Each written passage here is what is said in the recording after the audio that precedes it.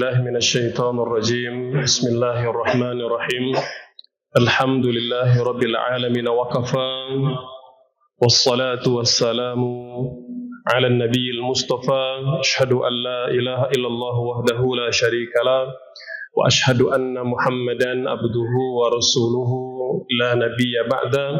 Hadirin hadirat Bapak Ibu yang Allah muliakan, Assalamualaikum warahmatullahi wabarakatuh.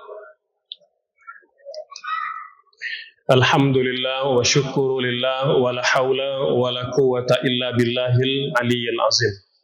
Bapak Ibu yang Allah muliakan, malam ini kita sudah memasuki pertengahan kedua dari bulan Sya'ban atau yang kita kenal dengan malam nisfu Sya'ban ya, yang umumnya para ulama sejak dulu sampai hari ini mengagungkan, memuliakan bulan Sya'ban ya, terutama sekali penggal terakhir menjelang masuk bulan suci Ramadan. Maka tentu melalui mimbar yang terbatas ini saya mengajak kita semua untuk mari meningkatkan amal ibadah kita sampai kita diantarkan oleh Allah ke pintu gerbang bulan suci Ramadan.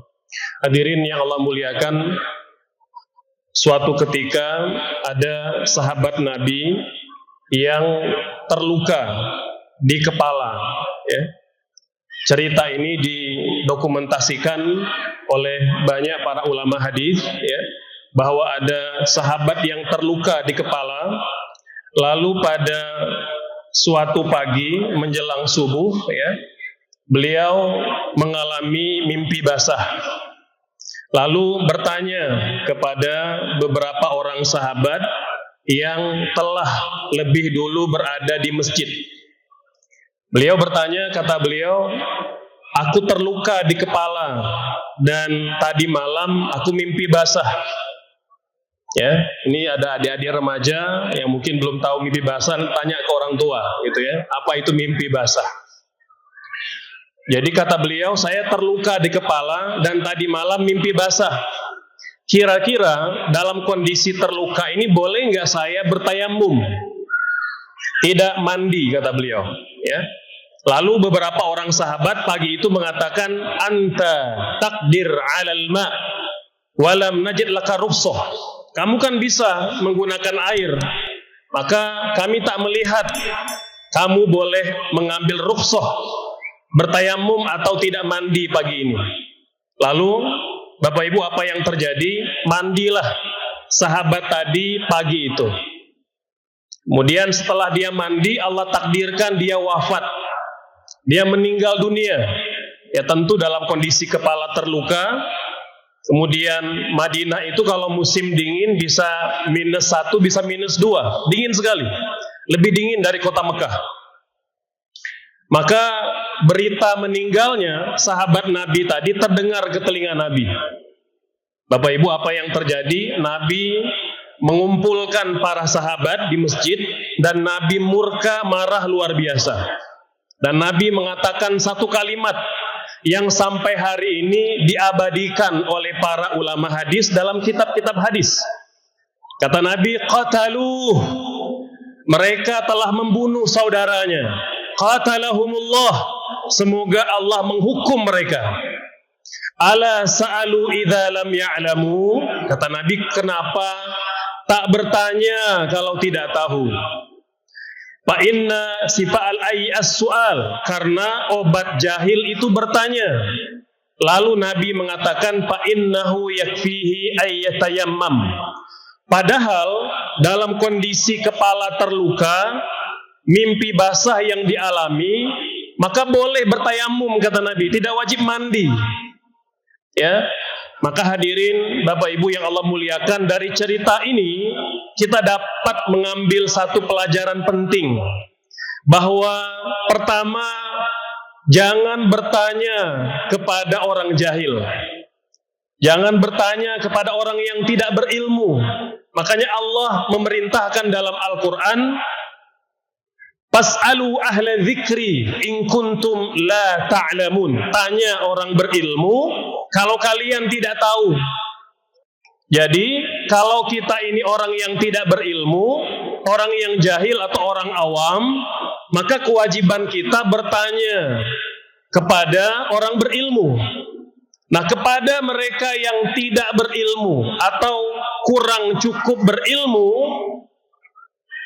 harus tahu diri, Bapak Ibu sekalian. Kata Allah, "Wala takfu ma laisa laka bihi ilm." Jangan berbicara tanpa ilmu. Jangan berbicara kalau tidak punya kapasitas. Jangan berbicara dalam sesuatu yang tidak kita kuasai. Lalu kata Allah, "Fa inna sam'a wal basara wal fuada kullu ulaika kana anhu mas'ula." Karena penglihatan, pendengaran dan hati kita kelak akan dimintai pertanggungjawaban oleh Allah Subhanahu wa taala. Jadi harus bertanya kepada ulama, dan ulama itu kata Allah, "Innama yakhsyallaha min ibadihil ulama." Dan Nabi juga bersabda, "Al-ulama warathatul anbiya," bahwa ulama itu adalah pewaris Nabi. Maka dua kewajiban penting yang harus kita pahami betul, bahwa tidak boleh berbicara tanpa ilmu, dan bertanyalah sesuatu dalam perkara agama kepada orang yang berilmu.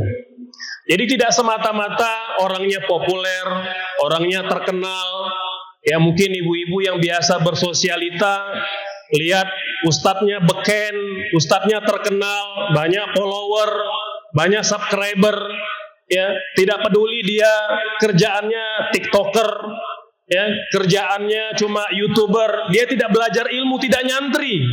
Kita bertanya kepada mereka, maka banyak berbicara tanpa dasar ilmu.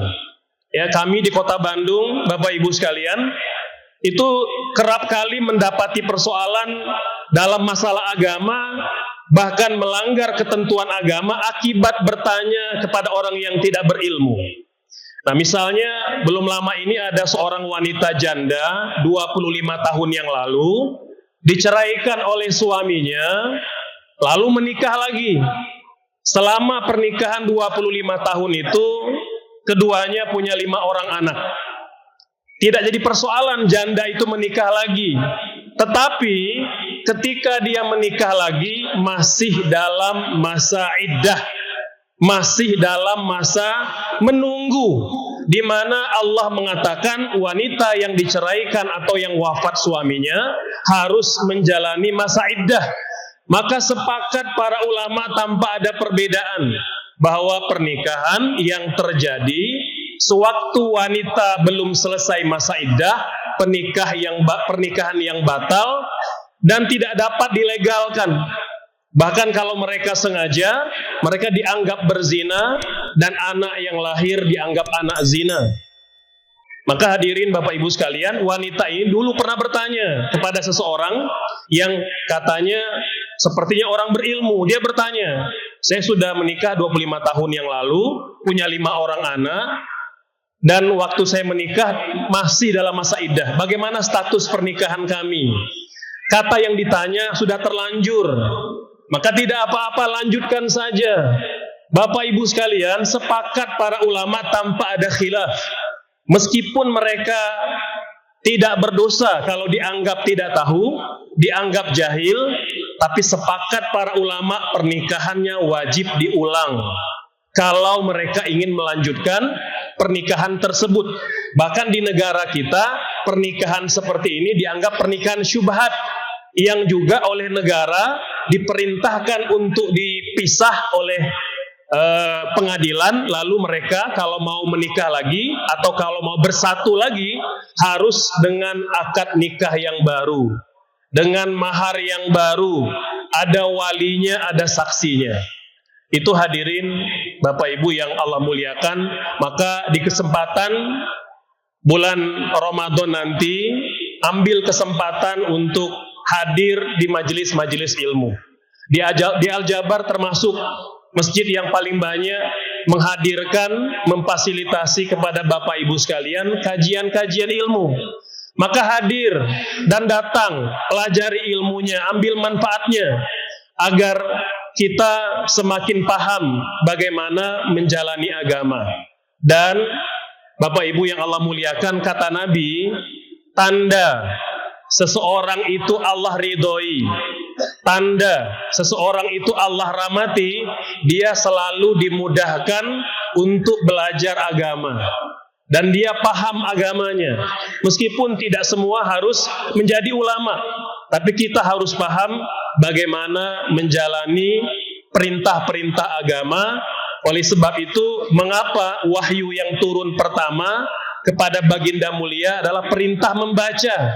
Padahal ada rukun sholat, ada rukun puasa, ada rukun zakat, ada rukun haji. Tapi perintah yang turun pertama, Iqra bismi rabbikal ladzi khalaq. Kata para ulama, hikmahnya adalah kita itu orang-orang beriman diperintahkan belajar, diperintahkan berilmu, karena agama kita agama ilmu. Amal kita tidak diterima oleh Allah Subhanahu wa taala kalau tidak didasari keikhlasan dan kalau tidak didasari ilmu. Semoga ceramah yang singkat ini dapat memberikan pelajaran kepada kita semua untuk senantiasa belajar, mengamalkan sunnah Nabi. Thalabul ilmi faridatun ala kulli muslim. Menuntut ilmu adalah kewajiban bagi setiap muslim. Semoga bermanfaat dan semoga Allah sampaikan usia kita sampai ke bulan Ramadan. Jangan lupa Bapak Ibu banyak berdoa. Doa yang diajarkan Nabi diantaranya kata beliau, Allahumma sallimna ila Ramadan wa sallim lana Ramadan wa tasallamhu minna mutaqabbala.